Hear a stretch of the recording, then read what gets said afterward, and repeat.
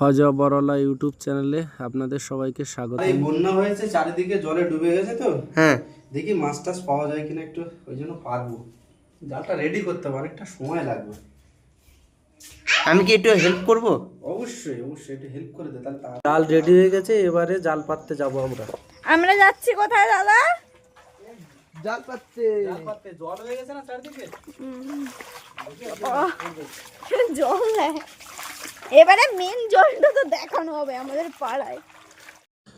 খুব বৃষ্টি হয়েছে আমাদের এখানে, তাই আমরা নতুন জাল কিনে জাল রেডি করে নিয়ে চলে এসেছি খালে জাল পাততে। বন্ধুরা দেখতে থাকুন আমরা জাল পাচ্ছি কিভাবে। হ্যাঁ, বাইরে থেকে জল ঢুকছে, ইলিশ মাছ তো একটা মাছ আসতেই পারে, পদ্মার থেকে। পদ্মার ইলিশ। হ্যাঁ, পদ্মার ইলিশই পড়বে। এই জল ডুবে গেল যে সময় তোমার জন্যই তো।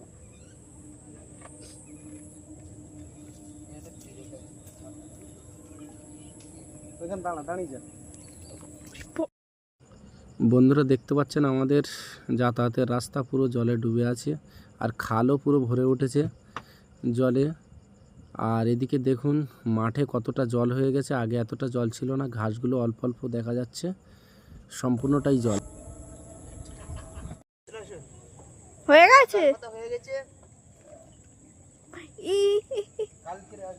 আবার কালকে সকাল। এই জাল পাতা কমপ্লিট। কালকে সকালে আবার আসবো, এসে দেখবো মানে জল কতটা হলো। ভালোই জল হয়েছে রে বাবা।